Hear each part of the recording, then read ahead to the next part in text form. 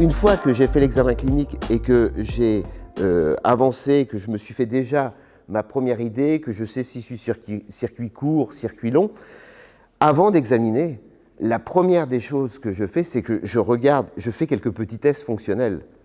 Parce que, surtout dans la traumatologie du sport, on sait que les circonstances déclenchantes des problèmes de genoux se passent sur le terrain. Or, quand on est en cabinet, c'est ce que je leur dis, on n'est pas du tout sur un terrain où on voit ce qui se passe et où il y a d'autres contraintes. Mais en cabinet, de dire interrogatoire, je vais vous examiner, je pense qu'il peut y avoir des gros pièges, ne serait-ce que pas regarder marcher lorsqu'on examine un genou, pas regarder marcher. Et donc là, la marche nous renseigne sur beaucoup de points. Et là, on va commencer l'examen. Donc, à partir du moment, la première chose, c'est de faire des tests fonctionnels avant d'examiner. Ça, c'est ma méthode. Et alors, ils ne sont pas très compliqués. Je regarde marcher, donc il faut faire de l'espace. Donc, la candidate, allez. Donc, je regarde marcher. Alors, d'emblée, moi, j'aime bien pas de chaussures, pas de chaussettes. Parce que pour ne pas masquer l'arrière-pied, pour ne pas masquer tout ce que ça peut nous apporter. Et je vois un petit peu la marche de dos et de face et au moins 3 allers-retours. Pour, qu'est-ce que je regarde?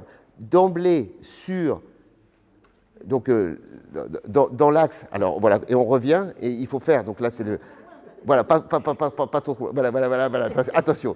Et là, donc pour moi, là ce que je vois d'emblée dans la marche, c'est qu'elle marche avec les pieds axés, donc de face, et qu'elle n'a pas une grosse déformation. Donc ça, c'est de grosse en varus ou en valgus. On verra tout à l'heure qu'il y en a peut-être un petit peu. Mais dans son morphotype, et avec les rotules qui sont un peu en dedans.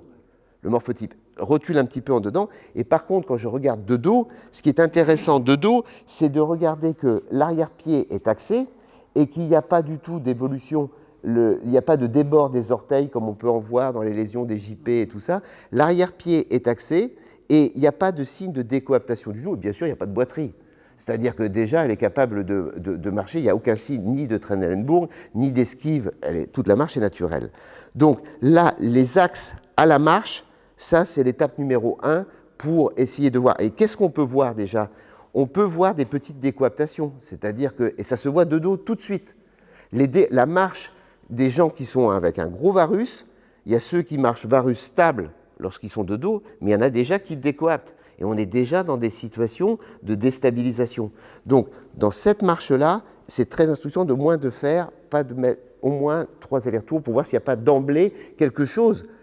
On ne verra pas les petits détails, mais on verra d'emblée des anomalies, asymétrie. On va noter, qu'est-ce que c'est que ça? Ça, ce n'est pas tout à fait normal et ça s'intégrera dans l'analyse du genou statique derrière.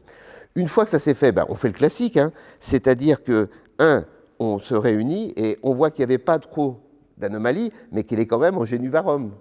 C'est-à-dire que là, elle a un génuvarum à 3 travers de doigts, avec des rotules qui se regardent complètement, une rotule à la limite droite qui regarde plus en dedans que la rotule gauche. Donc, et par contre, on ne pouvait pas dépister, alors qu'on la voyait marcher, d'avoir un génuvarum comme ça. D'où la discussion aussi quand on fait des grands axes, comment on analyse les choses. Est-ce que les grands axes sont faits avec les genoux, avec les pieds collés, ou est-ce que les grands axes sont faits, c'est la question, parce que, je vous rappelle, à la marche, on ne dépiste absolument pas ça. D'accord ? Une fois que ça s'est analysé, la marche statique, donc ça, je repère ça, je demande des petits mouvements simples. Alors là, on n'est pas dans la cheville pour le genou, simplement de faire des petits mouvements de flex, comme ça, sur les deux, être capable de faire dos droit, en regardant comme ça, dos droit, 3 mouvements comme ça, pour voir est-ce que ça, c'est douloureux ou est-ce que ça, c'est pas douloureux. Et évidemment, je sais qu'on vient soit pour un genou droit ou soit pour un genou gauche, parce qu'à la limite, si on vient pour les deux genoux, c'est plutôt rassurant. C'est-à-dire que là, dans l'examen clinique, il va être aussi différent. Et je demande aussi, pour sensibiliser ce test-là, qui est un test vraiment de base, mais qui apporte des fois beaucoup pour ne pas faire une manifeste erreur à l'examen clinique, de sensibiliser le problème avec un peu de proprio, c'est-à-dire que de voir si on est capable de maintenir et puis de voir si on est capable de faire ce geste-là 3 fois, toujours par 3. Non. Alors, c'est pas tout à fait, il faut bien le contrôler, il faut bien évident. Et ça, ce mouvement-là renseigne beaucoup sur le muscle en général, parce que quelqu'un qui a une faiblesse musculaire renseigne beaucoup sur la rotule, renseigne beaucoup éventuellement sur le ménisque, renseigne sur l'appréhension. Et donc, c'est rien à faire. Mais comme toujours, avant d'examiner, avant de partir sur des choses trop compliquées, c'est des choses très simples. Et donc, je lui demande de faire ce test-là et je lui demande de me dire où est-ce que tu as mal. C'est-à-dire que, est-ce que c'est la même zone pour laquelle il vient en consultation? Donc, je veux, à la limite, faire mon examen clinique le plus tard possible pour repousser le moment où on voit des petites choses qui sont anormales. Bon, voilà. Donc, pas d'examen clinique sur une table d'examen avant d'avoir fait ça. Alors, là où j'ai beaucoup évolué après, c'est, et là où j'ai beaucoup de différences avec pas mal de ce qu'on m'avait appris, c'est qu'à partir de ce moment-là, on disait, maintenant je vais vous examiner et on va regarder un petit peu à quoi ressemble votre genou. Et la particularité, c'est que pour le genou, comme pour beaucoup de choses, je commence toujours par examiner les gens sur le ventre. C'est-à-dire que je commence toujours par examiner les gens pour le ventre pour un peu les déstabiliser, qu'ils ne voient pas obligatoirement ce que je fais. Et la particularité, on commence par ça, c'est-à-dire que je leur dis, eh bien, mettez-vous à plat ventre, les genoux au bord de la table et les jambes dans le vide. Pour trier encore, c'est-à-dire que l'idée, c'est de ne pas partir sur l'examen programmé systématique, mais c'est pour trier une grosse anomalie d'emblée. Et pourquoi je le fais sur le ventre? Pour éliminer les hanches. Parce que dès qu'on est sur le dos et qu'on commence à plier un peu la hanche et plier un peu le genou, l'examen du genou ne devient pas tout à fait le même. Je veux faire en sorte que les hanches soient fixées et soient fixées en position d'extension pour dépister certaines choses sur le genou. Alors, on y va. Donc, je ne sais pas si c'est très confortable. Alors là, il faut, donc, tu descends jusqu'au bord de la table, voilà. Et alors là, aucun travail avec le dos, à plat ventre comme à la plage, et on pose les mains le long du corps, c'est un peu comme les échographistes. Et la première partie de l'examen, et ça je le fais même pour le genou arthrosique, mais encore plus pour le genou du jeune, parce que l'arthrosique peut avoir quelques soucis annexes qui font que c'est compliqué. Mais là, on voit tout de suite qu'il n'y a pas de petit flessum, c'est-à-dire que dans cette position-là, je regarde simplement que globalement, on est au même niveau. Et il y a plein de petits signes qui sont donnés avec cette position-là sur le ventre. Et en particulier, en fonction du genou symptomatique, il y a une décontraction que quand on l'obtient, donc on peut refaire des petits mouvements comme ceci, et on regarde s'il n'y a pas de... Alors je ne parle pas de flessum, parce que des fois, ce n'est pas un flessum, c'est un récure, lorsqu'il y a des problèmes. Mais s'il n'y a pas une différence, et quelle est la différence du côté symptomatique? Parce qu'il y a une asymétrie, soit parce qu'il y a un flessum, soit parce qu'il y a un récure. Et ça, on ne le sait pas. Quelle est la normalité? La normalité, elle est jugée que si le genou sain. Et c'est par rapport à genou sain qu'on définit. Et surtout, ce que j'aime bien dès le départ, en particulier sur les genoux, c'est regarder s'il n'y a pas de rétraction du droit antérieur. Et là, il n'y en a aucune. Il y a le talon-fesse facile. Et donc, on se retrouve de temps en temps avec d'emblée des différences majeures. Parce que sur un genou qui souffre, il a tendance à se protéger, et l'une des bonnes façons de se protéger, c'est de se mettre en rétraction du droit antérieur. Et ça, on comprend tout de suite qu'il y a beaucoup de problèmes de genoux, et les problèmes de rotule, on en parlera tout à l'heure, que dès qu'il y a quelqu'un qui vient voir avec une douleur antérieure et qui est dans cette situation-là, là, il ne faut surtout pas commencer à les faire, il faut surtout récupérer l'extensibilité. Il faut récupérer. Donc ça, c'est sur le ventre, c'est la première chose que je regarde. Et d'autre part, je regarde aussi les rotations tout de suite au niveau du genou où il y a des différences. Donc, c'est ces trois tests qui permettent d'éviter tout de suite un genou qui manifestement ne va pas bien. Là, il n'y a aucune anomalie, c'est-à-dire que normalement, on a l'extension complète, il n'y a pas de différence, on a le talon-fesse et avec la même sensation qu'on n'est pas obligé de pousser d'un côté, qu'on n'est pas au début d'une anomalie. Donc ça, c'est important. Et sur la rotation, on y reviendra tout à l'heure parce que je commence l'examen par ça, mais je le terminerai aussi par ça. Parce que ce travail d'analyse, de forcer une rotation externe, on peut le faire tout de suite. C'est-à-dire que, bon, d'accord, on fera plutôt à la fin pour ne pas compliquer, mais on verra ce qu'on arrive à faire.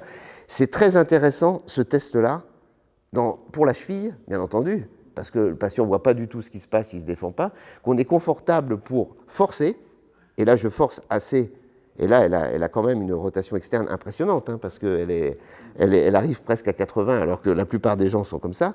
Et là, on étudie beaucoup ce qui se passe derrière, là, sur le poplité, le papy, le papeux et tout ça. Ça donne beaucoup de renseignements. Et puis quand on cherche à faire de l'actif sur les... Ça fait mal? Non. Voilà, parce que non, c'est important, parce que chez quelqu'un qui n'a pas de problème, ce test, c'est comme pour une cheville. Je sépare les genoux qui ont un problème en rotation externe de ceux qui n'ont pas de problème de rotation d'emblée, pour ne pas partir sur des choses anormales. Et ça a autant de valeur pour moi de dire oui, il y a un problème, s'il y a une asymétrie de la rotation externe, et si à la fin, je force quand même assez fort, et il n'y a pas de douleur. Et après, je demande de ramener le pied comme ça, en étant en course. Allez, on ramène, et là, je sens qu'il y a une force où elle peut ramener.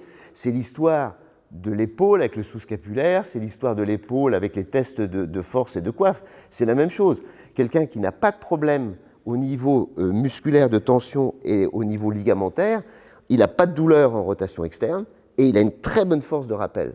Donc là, pour la cheville, on sait que c'est très important de commencer par ça, et même en aigu. Et pour... Une fois que j'ai débrouillé un petit peu, je demande à se mettre sur le dos à ce moment-là. Hop là. J'ai tout changé par rapport au texte que tu m'as mis, mais tu m'as laissé faire, c'est de ta faute. Hein. Je fais la mienne, je fais mon truc. Voilà. Ouais. Donc, à partir de là, on est dans la situation où j'essaie de revoir, de revisualiser ce que j'ai fait sur le ventre. C'est-à-dire qu'à partir de là, je peux rechercher les mobilités pour voir s'il y a un récurvatum. Je sais quel est le genou qui est symptomatique. Je regarde s'il y a un récurvatum et je regarde la flexion. Mais je n'interprète pas, bien entendu, le récurvatum de la même façon à ce niveau-là, parce que des fois, des différences minimes ne se voient pas dans cette position-là pour regarder là quelle est la différence, alors qu'il se voit sur le ventre, il ne se voit plus quand on est sur le dos. Et on passe à côté. On passe à côté à la fois des petits flessums et on passe à côté des petits récurvatums qui sont pourtant déterminants pour l'examen. De la même façon, quand on fait une flexion, comme on ne prend pas le goniomètre, on passe à côté de tout ce qui est rétraction du droit antérieur et on passe à côté de toute limitation, alors que là, on l'a tout de suite lorsqu'on est sur le ventre. Donc ça permet simplement de contrôler, bon, la grande souplesse bien entendu, mais qu'on est compatible avec, il n'y a pas de discordance. Et puis, une fois qu'on est là, on regarde globalement, là, évidemment, s'il y a des réserves dans les rotations, et là, par exemple, on voit très bien qu'elle a une bonne rotation interne, mais surtout, elle a une très grande rotation externe. Et c'est pour ça que, vu l'asymétrie qu'il y a, on comprend pourquoi, au niveau de ses hanches, c'est asymétrique, c'est pas équilibré, et qu'il va falloir trouver la place de la rotule pour qu'elle fonctionne de façon économique, et qu'on voit un petit peu comment ça se passe. Donc, ici, d'abord, semblait le papé roulé. Oui. Là, mais je regarde justement, je veux terminer par le genou. C'est-à-dire que pour moi, l'examen clinique, c'est de rétrécir, pas aller tout de suite là où je pense. J'ai des idées à la fin de l'interrogatoire, mais je ne vais surtout pas tout de suite à essayer de justifier mon diagnostic d'interrogatoire par l'examen clinique et dire, hop, ça y est, c'est ça, parce que c'est le danger. Et je vais essayer de rétrécir, est-ce qu'il n'y a pas autre chose? Donc à l'interrogatoire, je vais essayer de voir s'il n'y a pas de piège, avec les pièges qu'on peut dépister à l'interrogatoire. Donc, le but, quand je fais un interrogatoire, c'est éliminer les pièges. Quand je fais un examen clinique, c'est pareil, je commence par éliminer les pièges pour dire, je ne sais pas ce que c'est, mais je sais ce qu'il n'y a pas, au moins, pour pas. Et donc là, je vois sa morphologie qui est un peu classique, avec plus de rotation externe, évidemment, que de rotation interne. On aurait pu le faire aussi sur le ventre, pareil. Alors, une fois qu'on est à ce niveau-là, on se retrouve à dire, est-ce que ce genou fait mal? Est-ce que ce genou fait mal de façon chronique, puisqu'on n'est pas en aigu? S'il fait mal de façon chronique, et si vraiment il a mal, un genou qui a mal, c'est comme un dos, il va s'adapter. Il va s'adapter en essayant d'aller dans le secteur où il a pas mal, et il va réagir, parce que s'il y a une pathologie intra-articulaire, un genou qui ne va pas bien, il a du liquide. Alors, un genou qui va bien, on sait qu'il y a la production de synovial est compensée par la réabsorption et qu'on n'a pas de choc rotulien. Donc, une fois que je suis là, je peux passer au stade de dire, bon, maintenant, quel est le genou? Est-ce qu'il a un choc rotulien? Parce que ça va me permettre de complètement séparer les choses. Choc rotulien, il y a une pathologie intra-articulaire formelle qui ne peut pas être obligatoirement une lésion organique de cartilage, de ménisque, de ligament, mais qui peut simplement être un genou forcé. Mais au moins, il a mal au genou, il y a quelque chose en intra-articulaire. Alors que quelqu'un qui a mal au genou et qui n'a pas de choc rotulien, ça sera un examen complètement différent. C'est-à-dire qu'à chaque fois, on fait les fenêtres, on ouvre les portes et on change un peu sa stratégie d'examen clinique pour pas faire, alors là c'est blasphémé par rapport à l'historique, c'est-à-dire c'est pas l'examen où on coche tout, j'ai fait ça, j'ai fait ça, j'ai fait ça. Non, moi j'ai plutôt la démarche de dire on ouvre une porte et on regarde, il y a deux possibilités et on part là-dessus. C'est-à-dire que mon examen après savoir s'il y a un choc rotulien ne sera pas le même que l'examen s'il n'y a pas eu de choc rotulien. S'il y a un choc rotulien, on est dans de l'intra-articulaire. S'il n'y a pas de choc rotulien, alors on trouvera toujours, il faudra avancer, mais s'il n'y a pas de choc rotulien, on n'a pas dans une pathologie intra-articulaire, et là on retrouve dans toute la pathologie abarticulaire qu'on a commencé à explorer ce matin. Donc pour chercher le choc rotulien, moi je trouve que la technique c'est d'avoir le signe du flow, hein, c'est-à-dire que, et d'avoir ici, il existe, mais il est physiologique par rapport, là c'est chaque expérience qui permet de dire à l'inspection c'est gonflé, effacement des différents reliefs, mais autrement on arrive à voir en faisant cette pression et essayer d'avoir le signe du flow qui permet de dire, alors lorsqu'il y en a un tout petit peu, on recherche évidemment de l'autre côté pour voir pareil, est-ce qu'il y a, c'est un peu la même sensation, et là on arrive, il faut savoir que il n'y a pas de problème, non, de connu. Bon, il n'y a pas de problème, mais à l'heure de la journée, avec une activité physique, elle a sécrété un petit peu de liquide, et là, il faudrait le voir peut-être dans la journée, le matin, c'est sec, quand elle a bu. Alors, non, si tu commences... Alors, ça peut jouer, mais on voit qu'après, à un certain moment, là, on lui trouve... Oui. Ah. J'ai eu un accident de moto et lésion du LCP. Alors là, j'ai oublié. Accident de moto, LCP, soi-disant, c'était en quelle année? Parce qu'il faut quand même... 2005, 6. Il n'y a pas eu autre chose là, tant qu'on y est? Non. Parce que... Oui, mais ça, bien sûr, mais c'est ce que j'ai dit, on pose la question quand même. Et sur ce genou-là? À droite. À droite. Mais là, par exemple, on n'a pas de... Alors, ce qui est important, même si elle a eu son accident, c'est que d'emblée, j'aurais peut-être beaucoup plus cuisiné si j'avais trouvé une différence. Il n'y a pas de différence d'extension, il n'y a pas de rétraction du droit antérieur, et il y a un tout petit choc rotulien qui est à peine supérieur à l'autre côté. Donc, on n'est pas en présence d'un genou qui souffre au point de s'abîmer. Ça peut être le genou qui souffre, mais je veux séparer le genou qui souffre de genou qui est en train de s'abîmer. Parce que plus on a de liquide, le liquide, c'est la poubelle. C'est-à-dire que lorsque on a du liquide, c'est que la synoviale réagit, et la synoviale réagit pour essayer de nettoyer les débris qui commencent à se constituer au niveau du cartilage, des petits bouts de ménisque, enfin tous ces problèmes-là. Donc là, pas de choc rotulien. Bon, alors, une fois qu'on est là, je sépare les deux portes. On va faire deux types d'examens cliniques. Est-ce que c'est de l'intra-articulaire ou est-ce que c'est de l'extra-articulaire? Donc, tout de suite, une fois qu'on a vu la mobilité, je vais apprécier un petit peu le problème ligamentaire. Et dans le problème ligamentaire, pour voir s'il n'y a pas eu, alors en fonction de l'âge, de petites séquelles d'entorse, de petites séquelles de distension et tout. Et donc, on a les 4 ligaments. Ligament croisé antérieur, ligament croisé postérieur, ligament externe et ligament interne. Alors, pour les particularités que j'ai à cet examen pour retrouver les ligaments, pour chaque ligament, j'ai un petit truc clinique. Mais ça, c'est tellement personnel que chacun doit avoir son expérience. Parce qu'on sait très bien que tous les genoux sont différents au point de vue de l'examen de la lexité. C'est-à-dire que si j'empaume le genou comme ça pour commencer à essayer de voir en extension et tout, pour essayer de voir, je dis, là, il n'y a rien qui bouge. Là, on est dans une situation où on ne peut pas interpréter obligatoirement les petites choses et de savoir comment ça se passe. Donc, pour examiner les ligaments, il va falloir les mettre dans des positions d'examen suivant le type de genou. Et on a des genoux serrés ou on a des genoux laxes. Il y a des genoux qui se laissent examiner très facilement. Il y a des genoux qui ne se laissent pas... Mais ce qui est particulier, c'est que même un genou qui ne se laisse pas examiner, pour la tension et tout ça, on peut trouver des petits moyens pour arriver à répondre à la question « Comment est le ligament ?» Et quand on parle des ligaments, quand on est en extension, qu'est-ce qui se passe? Il faut savoir qu'en extension, le ligament croisé antérieur, qui est le ligament roi, de tout ce qu'on voit en traumatologie du sport, eh bien, le ligament croisé antérieur, il est tendu. Et le ligament croisé postérieur, en extension, il est détendu. C'est la fameuse crosse qu'on voit dans les IRM. C'est-à-dire que pour tendre un ligament croisé postérieur, il faut être en flexion. Parce que, inversement, en flexion, le ligament croisé antérieur se détend un peu et le ligament croisé postérieur se tend.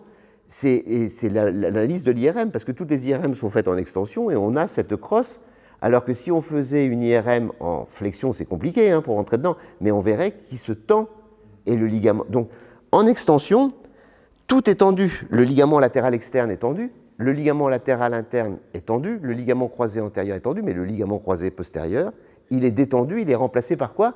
Par les fameuses coques qu'on a vues tout à l'heure, et qui font que c'est les coques avec le papy et le papeux qui sont les freins pour qu'en extension, ça ne parte pas.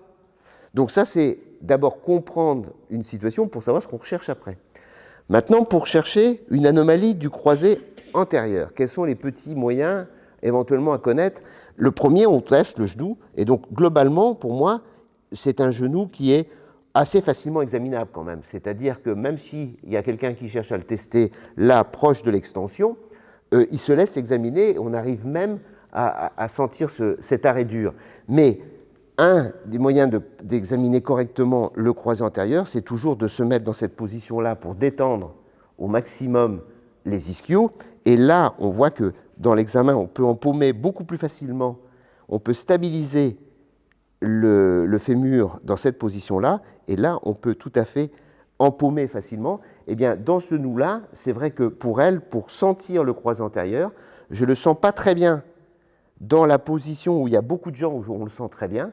Par contre, proche de l'extension, elle a un examen de croisé antérieur qui n'est pas vers l'extension, qui n'est pas à 30 degrés, mais elle a un examen de croisé antérieur qui est proche de 10, où là, je suis obligé de la détendre comme ça pour faire ça, tac, et là, je sens très bien son croisé antérieur.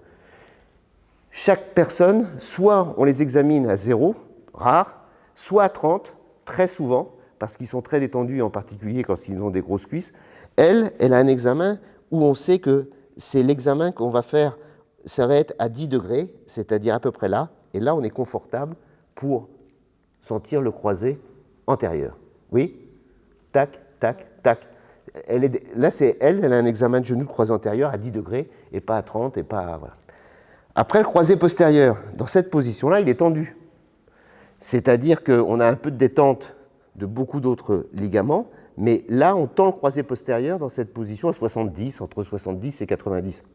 Et là, tout de suite, on amène un peu en tiroir antérieur, parce que le croisé antérieur est un peu détendu. Là, on n'a plus du tout la sensation d'arrêt dur, parce qu'il y a tous les freins derrière, mais c'est là où on va, tac, tac, c'est là où on sent le croisé postérieur.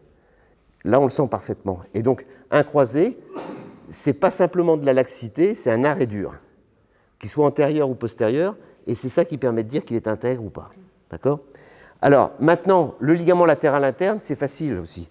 L'extension, c'est très bien, on va aller... ça, c'est l'examen c'est le ligament le plus facile à examiner. Parce que, en extension, si on a un peu de laxité en extension, on sait que non seulement il est atteint, mais en plus, là, il y a des dégâts en postéro-interne. Parce que ce qui empêche la laxité en extension, c'est à la fois le LLI, et puis c'est en même temps ce qu'on a vu ce matin, le papy. Exactement pareil que pour ce qui limite l'extension, ce qui limite le varus et la laxité en varus, c'est à la fois le LLE et puis toute la composante du papeux en extension. Après, pour tester un petit peu le ligament latéral interne et les signes de ligament latéral interne, on en reparlera lorsqu'on verra le périarticulaire. Une chose importante pour aller tout de suite voir le ligament latéral externe, c'est que la meilleure façon, c'est que quand on est dans cette position-là, qu'on palpe ici, il n'y a rien, on ne sent rien. Mais vous verrez tout à l'heure en vous essayant, un ligament latéral externe, ça ne se teste pas, ça se palpe. Ça se palpe, et ça se palpe de façon incroyable dans une position où il faut faire la fameuse manœuvre de Cabot, c'est-à-dire extension, non, comme ceci.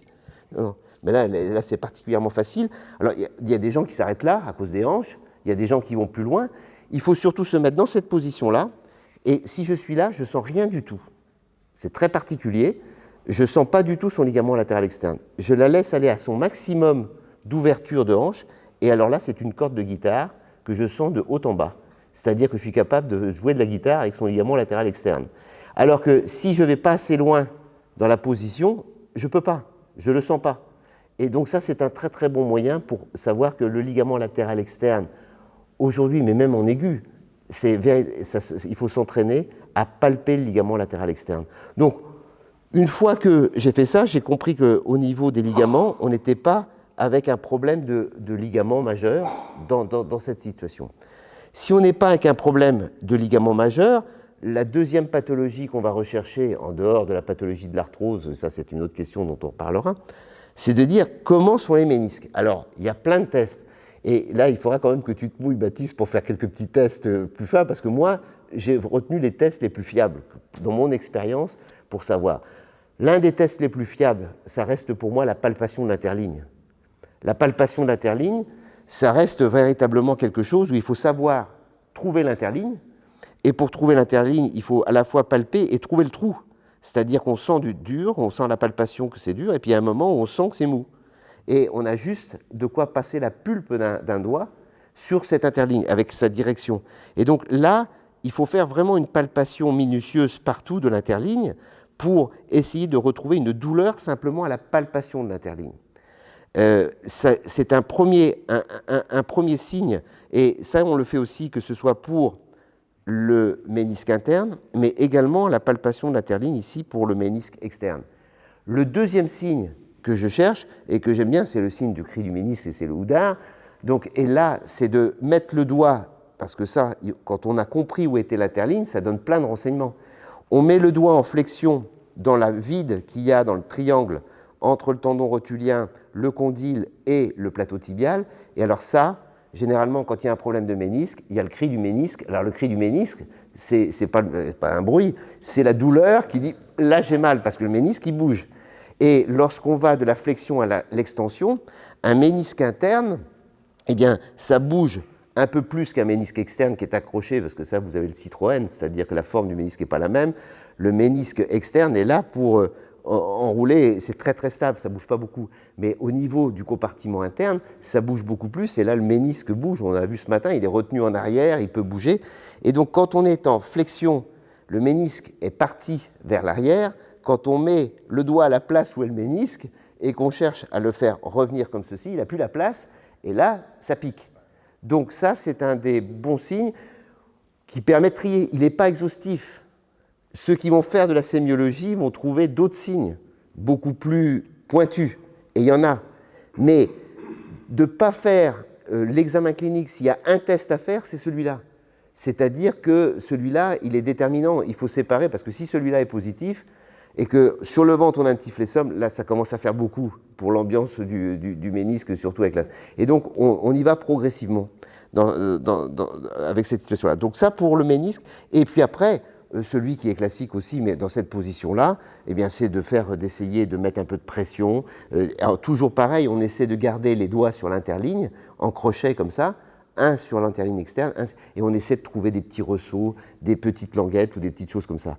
Mais dans la pathologie du jeune sportif, donc là encore, je suis dans la catégorie 30 ans, je ne suis pas dans la catégorie 60. Le problème, c'est le no man's land à 45, où on ne sait plus si on est sportif ou si on commence à être un peu dégénératif. C'est logique, c'est la vie. Donc là, ça, je suis dans l'examen de quelqu'un de 35, 40. Et donc, a priori, qui est dans une situation vient pour une douleur dans le cadre d'une... Qu'est-ce qu'il y a? Oui, bon, d'accord. Elle dépasse dangereusement les 40. Non. Attention à ne pas dépasser les 40. Bon, donc voilà un petit peu ce que je cherche pour le ménisque. Ensuite, pour ce qui est le cartilage, j'avoue qu'on peut faire... Il y a des petites choses qui sont décrites, mais je ne cherche pas à voir le cartilage, parce qu'à partir du moment où je serai avec de l'intra-articulaire, si je suis avec de l'intra-articulaire, je vais penser vraiment tout de suite en priorité au ménisque. Et si je cherche quelque chose sur le cartilage, c'est plutôt au niveau de la rotule qu'en fémoro-tibial ou en fémoro interne ou externe. Et que là, pour la rotule, je regarderai dans cette position-là la mobilité de la rotule, qui donne beaucoup de renseignements. c'est-à-dire il y a là ce que j'appelle la rotule baladeuse ou la rotule figée en extension, et là, elle a une rotule qui est quand même juste dans la normalité, quoi, hein. C'est-à-dire qu'on arrive à la bouger transversalement, mais on n'est pas avec des rotules que de temps en temps on arrive à carrément luxer, et on pourrait faire presque des luxations de rotules. Elle bouge, mais pas de façon incroyable. Et l'autre signe que j'aime bien pour l'intra-articulaire, c'est le fameux signe de souffrance indirecte des syndromes fémoro-patellaires de beaucoup de sportifs qui sont dans des contraintes, donc là on en revient excentriques, c'est-à-dire l'exemple type, c'est les personnes qui décident de descendre en montagne donc, avec les quadriceps, et on en a tous des exemples. Alors après, on peut trouver des équivalents, mais la descente en montagne tout droit, là c'est un bon test de pression de la rotule liée à la tension du quadriceps. Et donc pour la rechercher, eh ben, je fais toujours ce mouvement d'abaissement de la rotule qui est quelque chose qui soulage un petit peu les choses et qui enlève de la pression, et j'appuie sur la pointe de la rotule pour faire exactement le même mouvement, et souvent on trouve un petit peu de sensibilité. Cette sensibilité, il faut l'explorer par rapport à l'autre côté pour essayer d'être... Mais là, on est devant un tableau où on va avoir un test qui peut être positif si c'est le genou symptomatique alors qu'il est beaucoup moins douloureux de l'autre côté, avec sur le ventre la petite rétraction du droit antérieur, ce qui permet de mettre une catégorie au niveau du genou dans le problème de l'intra-articulaire. Il y a gonflement, donc oui, il y a un problème au genou. La mobilité est bonne, il n'y a pas de catastrophe. Donc je résume, la mobilité est bonne, c'est qu'il n'y a pas de catastrophe parce que sinon on commencerait déjà à avoir des petits flessums à s'installer ou des rétractions de droit antérieur. Et on a éliminé quand même d'emblée une image sur le ménisque ou une grosse anomalie sur la pointe de la rotule. Donc ça, c'est tous les petits signes d'examen qui me permettent de dire est-ce que j'ai une explication pour aller après à la démarche des examens complémentaires et pour savoir si on a affaire à un genou ligamentaire, à un genou rotulien ou à un genou méniscal. Parce qu'on peut avoir les intrications, mais le but est un petit peu de voir dans quelle situation on est. Alors, ça, c'était la première phase qui était le tronc commun. C'est-à-dire que dans tous les cas, moi, je préfère d'emblée faire un premier examen clinique tronc commun, voilà, pour répondre à ces questions-là. Et après, en fonction de la topographie de la douleur, si je ne suis pas dans ce tronc commun et qu'il y a un genou douloureux, c'est là où on va rentrer dans les petites astuces de chercher la palpation précise de tous les autres éléments articulaires, en particulier le compartiment externe, les pièges du compartiment externe. Donc, mais c'est une graduation que j'installe dans la progression. Je fais un examen clinique de genou chronique avec cette particularité de faire d'abord un tronc commun pour voir si ça cale, et après, si ça ne rentre pas dans ce tronc commun, je vais aller plus loin pour essayer de voir interpréter une douleur du compartiment externe et interpréter une douleur du compartiment interne et interpréter une douleur postérieure, donc avec la palpation, ou une douleur antérieure. Alors, là, je m'arrête un tout petit peu là avant d'aller dans les petites possibilités de l'examen clinique pour l'interprétation. Alors, est-ce que vous avez déjà des questions à ce stade-là ou pas? Il y a un signe sur le ménisque interne, franchement, d'expérience, je pense que c'est le meilleur, c'est le BFI. C'est-à-dire s'il n'y a pas d'entorse interne. Là, je fais ça. Franchement, ça, c'est un signe de ménisque interne. Je trouve le meilleur. Alors, si tu as un peu d'eau, les autres, il les a faites, tu as un peu d'eau, tu as une butée d'extension douloureuse, ça commence à y ressembler, tu te plains par là, bon, ben, je te promets que ça justement comme ça, c'est pas le ressaut, hein, tu fais comme ça. Et le VFI, c'est remarquable. Pour un interne. Pour un interne. Alors tu le mets en distraction. Comment t'expliques ça? Je le mets en compression. Là. Pour un interne. Oui, je le mets en compression. Alors tu le mets en compression parce que justement dans la compression. Oui, d'accord. Flexion, rotation interne. Oui, mais là, dans ce mouvement, quand tu appuies là, oui, tu ouvres le genou interne. Non, oui, mais je pourrais aussi dire que je tire sur la capsule postéro-interne. Ah, tu tires sur la capsule. C'est pour ça que je te dis, ça frotte ou ça. C'est comme le TFL. C'est comme le TFL. Ça, c'est un super. Oui, non, mais ça, c'est. Voilà, ça frotte ou ça impacte? Bravo, Constant. Voilà, c'est pas pareil. C'est que moi, j'essaie de simplifier. Plus ça va, plus il faut simplifier, si tu veux. Et donc, c'est un petit peu dans la démarche pour expliquer que. Mais après, chacun et on s'aperçoit que chacun va construire son examen clinique. Parce que la finalité, ça va être de passer avec la personne, comme on dit, de l'interrogatoire à l'examen clinique et aux examens complémentaires. Et plus il y a des gens qui vont chercher à développer beaucoup plus l'examen clinique avant de demander des examens complémentaires. Il y en a d'autres qui vont aller d'emblée aux examens complémentaires et qui vont préférer faire l'examen clinique au vu des examens complémentaires. Aujourd'hui, on est maintenant confronté avec cette médecine à savoir qu'on choisit son mode d'approche pour faire la proposition thérapeutique. Parce qu'une fois qu'on a un diagnostic, je rappelle que la règle, c'est qu'aujourd'hui, en 2022, pour un diagnostic, on a 10 traitements proposés, dont les semelles, l'ostéopathie, les trucs, tout ce qui peut se passer après. Sauf que parfois, ils viennent avec l'IRM. Alors, j'ai mal depuis 2 ans. C'est justement pour ça que c'est quelque chose. Et quand ils viennent avec une seule IRM, parce que quand tu t'occupes de dos, ils viennent avec 3 scanners, 10 IRM, et que ça aussi... Donc, alors la première chose que tu regardes dans ces cas-là, c'est est-ce que c'est le bon nom? Quand est-ce qu'elle a été faite et est-ce que c'est le bon nom? Surtout quand tu as quelqu'un, si quelqu'un te dépose une IRM sur ton bureau en disant « on m'a dit que j'avais ça », alors avant d'examiner, tu commences toujours par regarder si c'est la bonne personne, parce que je peux t'assurer que tu finis toujours par trouver des gens qui se promènent avec une IRM qui n'est pas eux. Alors là, tu vois un peu le problème. Mais c'est parce que c'est les échanges, mais c'est très très fréquent. Très très fréquent quand ils viennent en consultation. Mais tu peux dire quand tu fais des consultations, ça va jusqu'à 1 fois par mois. C'est-à-dire que sur un lot, c'est très fréquent. Et parce que sur le bureau du médecin, aussi le bureau du médecin, il a tellement d'IRM que quand ils partent, ils prennent l'IRM d'un autre. Il faut se battre pour l'examen clinique. Alors ce qu'on reproche aussi à l'examen clinique, c'est un examen qui est fait dans des conditions de repos, c'est-à-dire que rien ne remplace d'analyser la douleur dans les circonstances de survenue, surtout en matière sportive. C'est-à-dire que d'examiner un genou alors qu'on n'est pas sur ce qui se passe sur le terrain en fonction du sport qu'il fait, et on voit les différentes contraintes sont complètement différentes en fonction des sports. C'est là, alors ça aussi, on peut se faire critiquer là-dessus, mais aujourd'hui, on est à un tournant où, avec ce qui s'est passé, la télémédecine, et avec ce qui va se passer dans l'imagerie, c'est vrai qu'on est dans une situation où les jeunes médecins vont être beaucoup plus experts dans l'analyse de l'IRM que dans l'analyse de l'examen clinique. Je pourrais dire que si le radiologue, quand il demande, il dit « envoyez-moi l'ordonnance », il regarde l'ordonnance et il dit « douleur du compartiment interne ». Il va cibler son analyse sur le compartiment interne. Donc, il y a avantages et inconvénients. C'est comme dans beaucoup de choses, de mettre en compétition sur le diagnostic, au même moment quand on a la possibilité de faire une évaluation échographie versus IRM.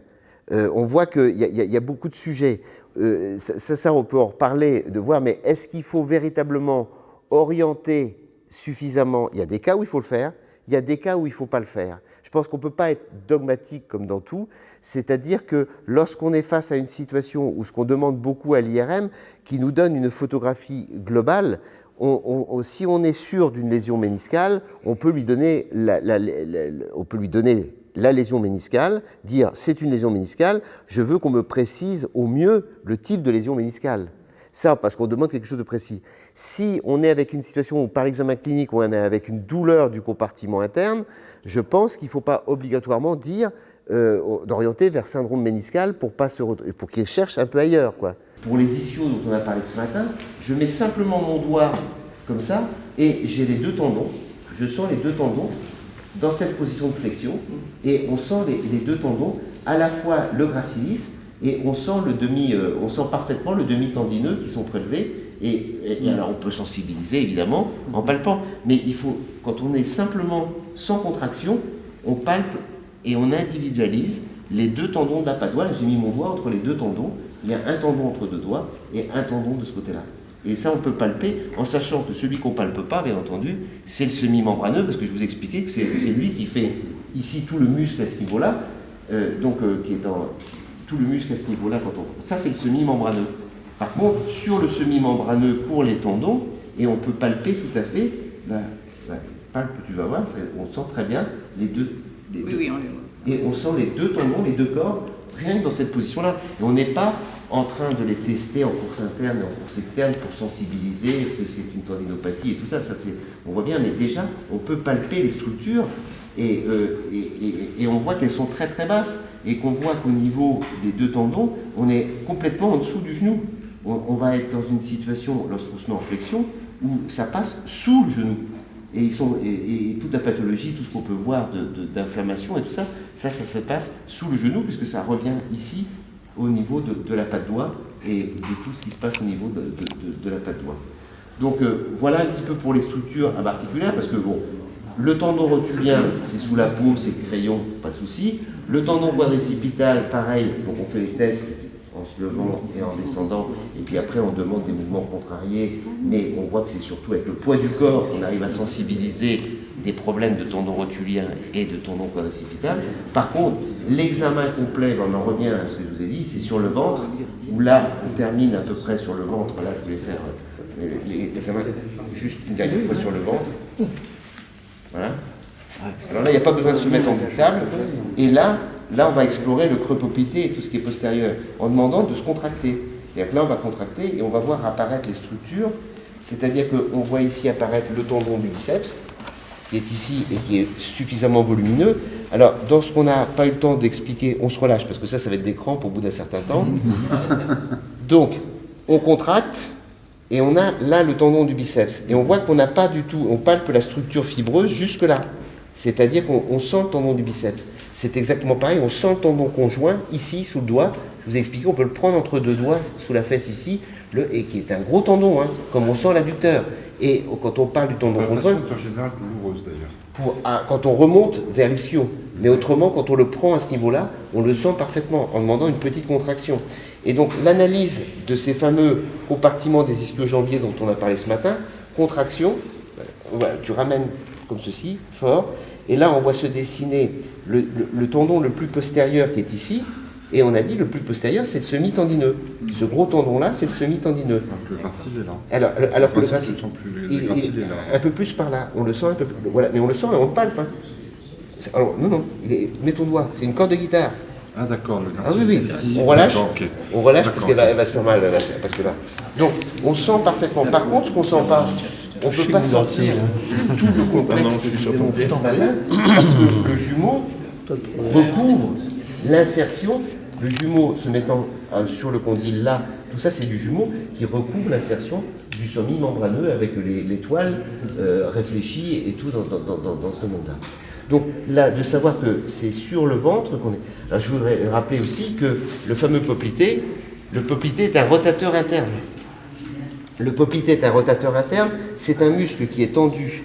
Le muscle part comme ça en diagonale, c'est-à-dire il y a la face postérieure ici, et il va rejoindre et il va croiser le ligament latéral externe pour s'insérer exactement après. Mais son action, c'est d'être un rotateur interne, c'est-à-dire que lui, il doit ramener le pied dans ce sens-là. Ça fait que quand on teste la rotation externe, on tire sur le poplité, et lorsqu'on teste le poplité pour savoir s'il n'y a pas une tendinite du poplité, on demande de ramener fort, et on voit que normalement, si ça fonctionne bien au niveau du geste de rappel, c'est un peu comme les tendons de la coiffe, si la force est bonne, là le tendon poplité fonctionne. Et si jamais il y a une rupture de tendon, il y a une augmentation de la rotation externe, et puis il n'y a pas de force du tout de rappel. Donc, moi, cet examen ici, c'est très intéressant pour examiner les chevilles, pour tester un petit peu ce qui se passe en rotation externe, parce que ça sépare les entorses, et ça, quand on a un petit problème au niveau de la PTI, ça ne fonctionne pas bien. De la même façon que quand on a un problème aussi au niveau de la PTS, ce test-là est un bon test pour dire, oui, là, il y a quelque chose à fouiller au niveau du genou. À quel angle il vaut mieux le tester, le poplité ? 90 degrés ou plutôt... Moi, je le fais à 90 degrés mais je suis persuadé qu'en cherchant, tu peux travailler pour savoir si intermédiaire, affiné. Après, c'est chacun, comme je dis, je pense que chacun va trouver son examen clinique avec sa démarche et sa façon en fonction des conditions d'exercice qu'il a, en fonction un petit peu comment il va construire son examen. Il y avait eu des études de section. Alors, ça, je serais incapable de te dire. Pour moi, c'est ça qui reste le plus fiable au niveau de cette pathologie des rotateurs internes. Parce que les rotateurs internes, au niveau du segment jambier, c'est à la fois les ischios internes et le poplité, avec la particularité, c'est que le tendon du poplité est du côté externe. Donc on se demande, est-ce qu'il est plutôt rotateur interne? On se pose toujours les questions. Non, le poplité est un rotateur interne. Voilà. Alors, dernier point, c'était une histoire des laxités avec la place des coques, et juste dire un petit mot de la complexité de l'analyse des laxités chroniques. L'analyse des laxités chroniques, parce que on est avec une situation où il y a des associations, on en parlera demain, avec LCA plus papy, LCA plus papeux, LCP plus papy, LCP plus papeux. Et à chaque fois, on cherche d'avoir est-ce qu'il y a laxité, est-ce qu'il n'y a pas laxité. Donc il faut déjà comprendre ce qui se passe quand on teste avec les rotations.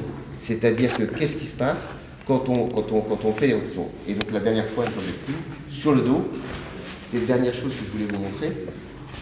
C'était ici, quand on se met dans cette position-là, c'est l'avant-dernière, parce qu'on fera l'histoire des ressauts aussi, juste un petit peu, quand même, sinon... Donc, pour décontracter les choses, on sait très bien qu'après, on cherche tiroir antérieur direct, tiroir postérieur direct, tiroir antérieur direct, tiroir postérieur direct. Et on va analyser, en dehors des laxités dans le plan frontal et des tiroirs, de voir, soit on a un tiroir postérieur, et là, d'emblée, on a un avalement, et après, on va essayer de tester les papilles, les papeux, et on va mélanger les tiroirs avec les laxités frontales. Le problème, c'est qu'est-ce qui se passe? C'est-à-dire que, à votre avis, qu'est-ce qui se passe quand on met le pied en rotation externe, comme ça? Quand on met le pied en... Voilà, qu'est-ce qui se passe? On tend le papy quand il existe. On tend le papy quand il existe. Et donc, le problème, c'est que quand il existe, par exemple, et qu'on est dans un tiroir postérieur, comme on le tend, le tiroir postérieur a tendance à diminuer, parce qu'il va remplacer, dans cette position-là, il va prendre, pour empêcher le tiroir postérieur, puisqu'il est simple. Et de la même façon, quand on met le pied dans l'autre sens, on demande dans les rotations, mais il faut interpréter les laxités en disant, est-ce que j'ai un bon papy? C'est que si j'ai un LCP, il faut que j'ai moins de tiroirs postérieurs, parce que c'est comme ça que ça se présente. De la même façon, si j'ai un bon papy et que j'ai un tiroir antérieur, il faut que j'ai moins, puisqu'on l'a tendu. On l'a tendu pour justement permettre ça. Donc, je ne vais pas rentrer dans toutes les combinaisons qui sont complètement indigestes, mais le principe est de dire que si on le tend, on lui demande de remplacer le croisé défaillant. Et après, on peut commencer à interpréter ces laxités dans ce sens-là. Ça, c'est un peu un des éléments de réflexion que je voulais vous aider à faire. En DQ, c'est important, parce que sur les lésions de LCA en DQ, justement, on cherche le tiroir en rotation interne, externe, justement pour voir s'il y a une lésion du papeux ou du papy associée. Ce qui n'est pas toujours le cas. Alors, donc, lésion a priori médiscale associée. Tout à fait. Mais à ce moment-là, je proposais plus de privilégier quelque chose qui n'est pas du tout douloureux et très simple, c'est la laxité en extension. Parce que si tu as une lésion du papy, tu as une laxité en extension. Et tu n'as pas besoin d'aller plus loin. C'est-à-dire que lorsque tu es avec un croisé et que tu te dis est-ce que j'ai une lésion du papy ou du papeux, ça c'est des tests qu'on peut faire, mais le moins problématique pour le patient ou la patiente, c'est simplement de regarder si ça s'ouvre en faisant simplement ça. Si ça s'ouvre, tu signes le truc. C'est-à-dire que tu n'as pas besoin après d'aller le chercher dans les tiroirs. Si ça s'ouvre, tu signes une lésion du croisé. Non, tu signes, je te parle comme ceci. Oui, si tu retrouves une laxité interne, enfin du LCI, enfin du ligament interne, Oui. Si tu recherches une laxité en extension, si elle existe, ça veut dire qu'il y a une lésion du croisé. Oui, mais ça en plus du papy. pas forcément du papy. Ah si. Si. Ah si.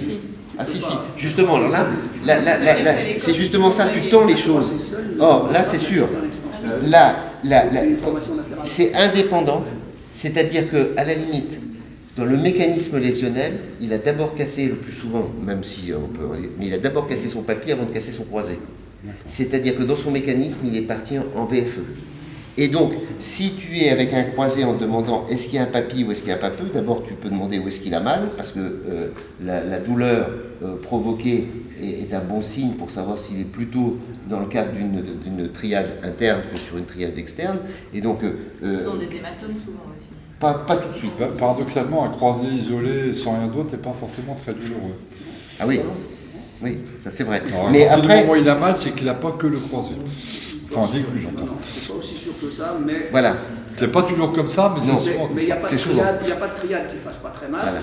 Et il y a des croisés isolés qui peuvent pas faire peu mal. Ça dépend, Mais c'est pas... ça dépend de la contusion osseuse associée. Oui, oui, voilà. Bah oui, mais la contusion, elle n'est pas liée aux formations latérales, elle est liée au croisé. Ah oui, elle est liée, elle est liée au croisé. ouais. Presque fini, parce que là, c'est pas confortable d'être sur la Oh, elle va, les chochottes. Elle est en train Alors, de dormir. après, le test du enfin, je vais quand même vous faire le test, où est-ce qu'on en est dans le test du ressaut pour un ligament croisé antérieur sur un genou chronique, parce que c'est quand même la base, il faut le trouver. Je vous ai dit qu'il fallait chercher l'arrêt dur, mais pas le chercher de façon systématique, savoir si c'est un genou où on le trouve facilement à 10 degrés de flexion, à 20 degrés ou à 30 degrés. Et vous entraînez à le chercher sur le genou qui est sain, parce que c'est là où vous allez déterminer la force que vous allez mettre et le mouvement que vous allez faire. Vous n'avez droit qu'à un coup, c'est-à-dire qu'il faut déjà le sentir sur le genou sain si vous voulez rechercher qu'il soit absent sur le genou lésé. Premier truc. Une fois que ça s'est fait, après, quand il y a laxité, quand il n'y a pas de croisé, il y a des cas où il y a ressaut et il y a des cas où il n'y a pas ressaut. Et donc il y a des ressauts qui sont faciles et des ressauts qui sont difficiles à trouver. Donc, mais il faut au moins tenter de le chercher. Et le curseur de celui qui le trouve dépend un peu de l'expérience. Et dans l'expérience, ça c'est le dernier point que je voulais vous dire, il y a pour moi, dans ma construction d'analyse et dans les genoux pour les examiner pour trouver le ressaut, je commence toujours par être pas très agressif et je monte en agressivité pour voir la tolérance. C'est-à-dire qu'au départ, alors je ne fais pas le test de Jean-Baptiste, j'ai jamais réussi à le faire, qui est son test alors là, c'est du moins agressif possible, c'est de la douceur même, mais c'est sur le côté, c'est je pousse sur la tête du péroné. Donc, moi, d'emblée, j'ai pris le niveau 1. Je ne suis pas au grade 0. Le niveau 1, c'est de simplement, le principe, c'est lié en fait de comment prendre le genou pour pouvoir le mobiliser. Et donc, la première mobilisation douce, où on arrive, c'est de l'empaumer ici, c'est de le coincer sous l'aisselle ici au niveau du pied. Et puis, à ce moment-là, l'intérêt de l'empaumer ici, c'est de donner une rotation en même temps que je pousse ici pour donner de la flexion.